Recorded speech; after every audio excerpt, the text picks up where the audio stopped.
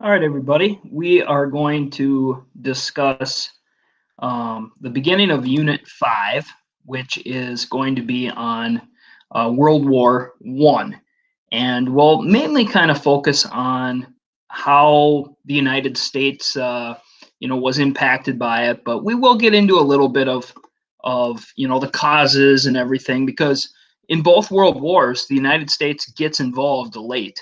They're already going full speed before we get involved. And both times, America really wanted to stay out of the war, and there's reasons why we joined both wars, but we'll get to that later. So today we're just going to talk about the beginning of World War One, and we're going to talk about the five main causes of World War One. And this is still being debated today. You'll have historians that debate exactly what caused World War One still today, well over 100 years later. But we'll just kind of talk about the basics. And the first one is going to be nationalism. There was a rise in nationalism across Europe.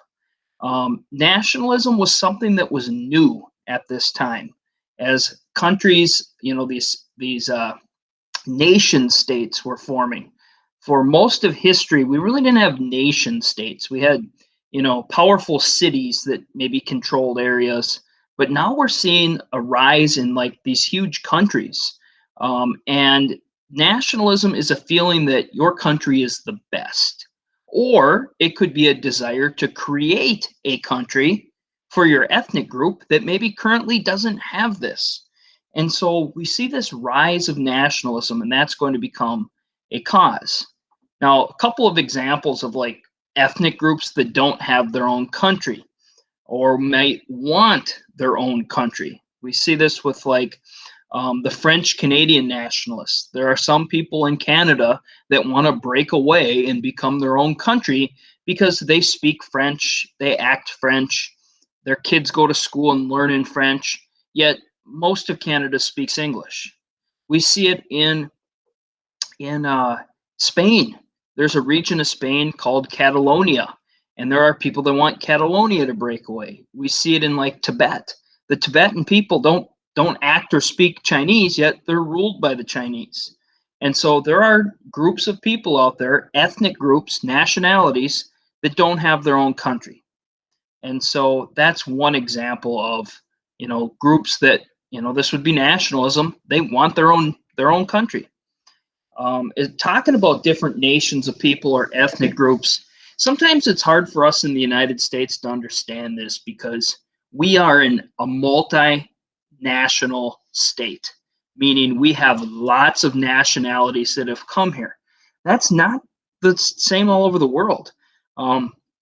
If you go to, let's say you took 100 people in this room and you went back, or I guess we don't have 100 people in the room or even a room right now, but let's say we took 100 people in our school and we traced back all the way to their language their ancestors were speaking 500 or 600 years ago.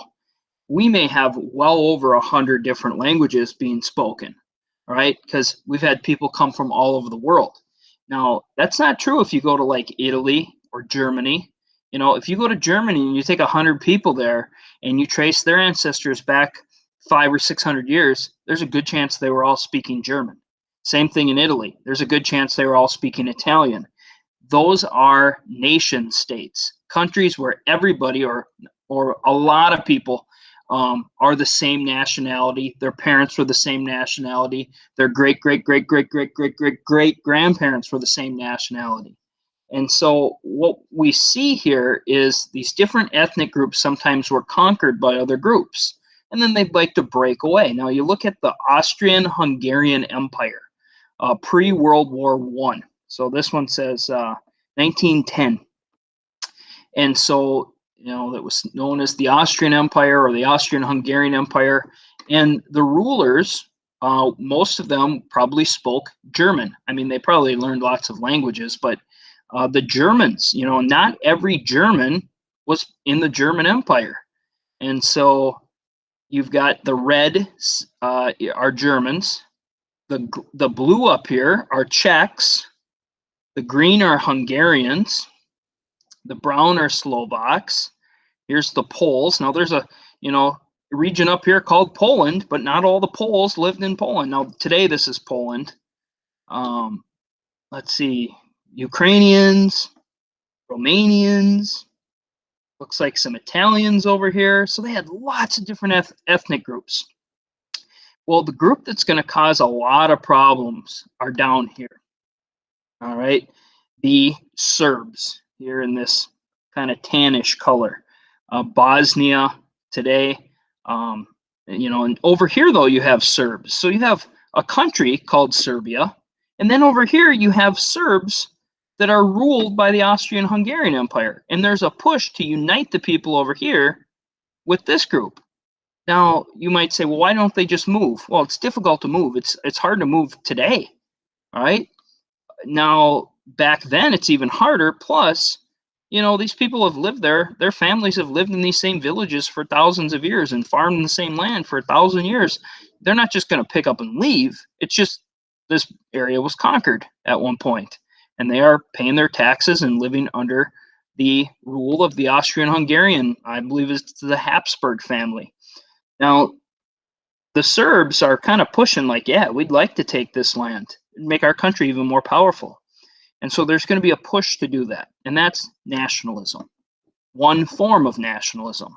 Another is just you're proud of your country. So here's what Europe looked like before World War I. And it looks significantly different today. There are countries on here that today don't exist, and then there are countries that exist today that aren't on here, right? The Ottoman Empire does not exist today.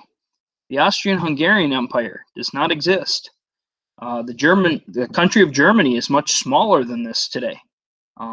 Poland will be created here. The Czech Republic, the Slovakia over here will be created. You're going to see lots of new countries created. And here's a current map. All right, we didn't see the Czech Republic. We didn't see Slovakia. Hungary, kind of, but it's more down here now. Romania looks a lot different than it did, right? It's much larger. Bulgaria is much larger. Serbia is larger. Albania. What do we got here? Bosnia, Herzegovina, and so on. So it changes, and that's the rise of nationalism. The second thing that's going to lead to World War I is imperialism. A lot of these countries were competing across the globe to see who could colonize and take over. And in the late 1800s, early 1900s, it's the race for Africa to, what they're competing over. And so it's kind of like nobody wants to get left behind. And there you can see the different countries that are taking over different places in Africa. And in order to be a strong country, and in order to win the imperialism battle, you need to have a strong military. And I'll have a link to this later, but militarism, where countries begin to build a strong standing army and navy. There was a time where most countries had a small army or navy, but then at a time of war, people would join and they could go fight a war. But like today, obviously, like the United States, we have a very large standing military. China has a large standing military. North and South Korea have large standing militaries. France, Great Britain, Russia, large standing militaries ready to go at a moment's notice. This was something that was kind of new at the time. And so countries began to invest in things that they didn't need at the time, but might in the future.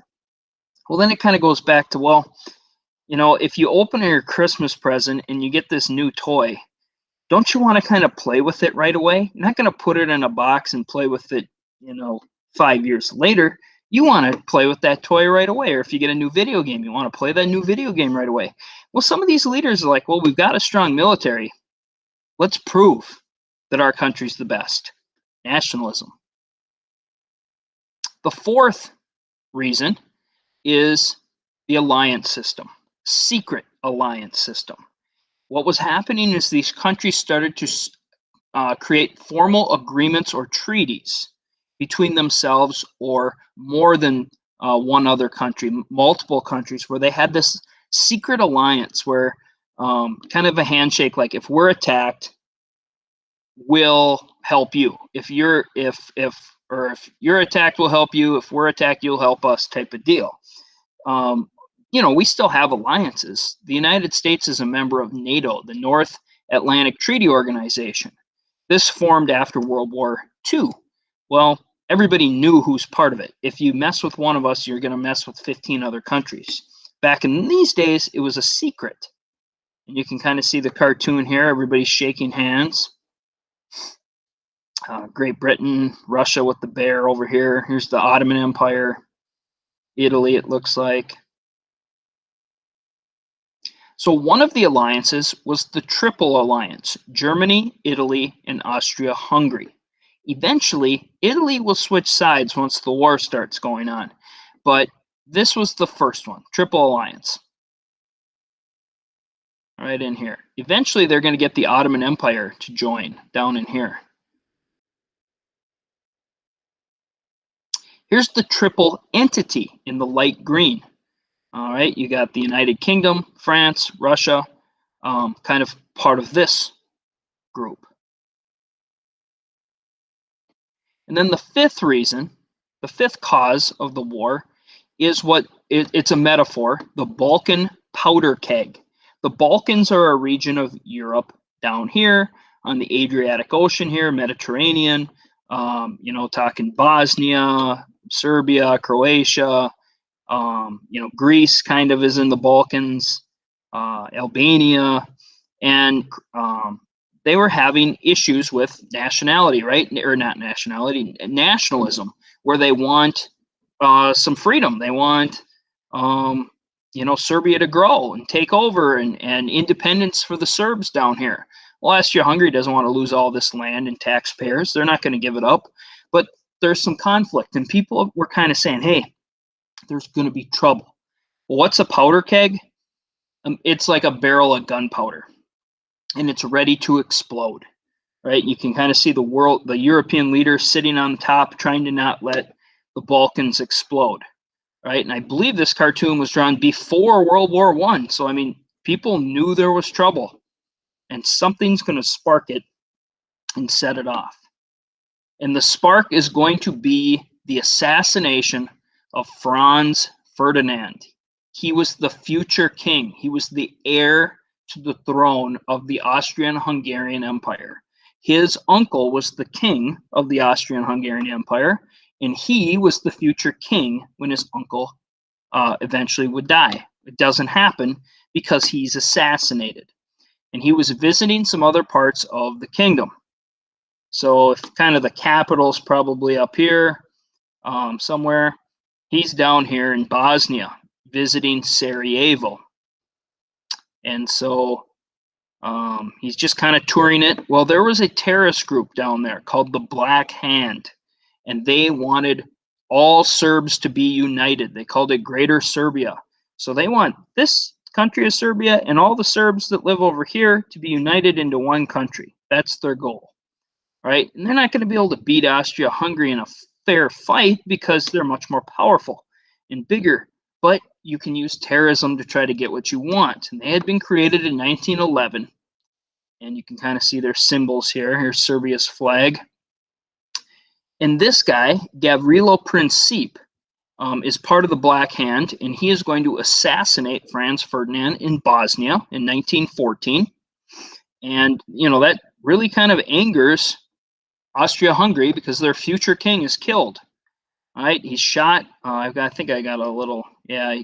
First, a bomb goes off, and it was a failed attempt, but then they get lost, and they take the wrong turn. And I think, like, Princip's, like, in a little cafe eating lunch, and he walks out and sees them, and, it's like, perfect, and he shoots him.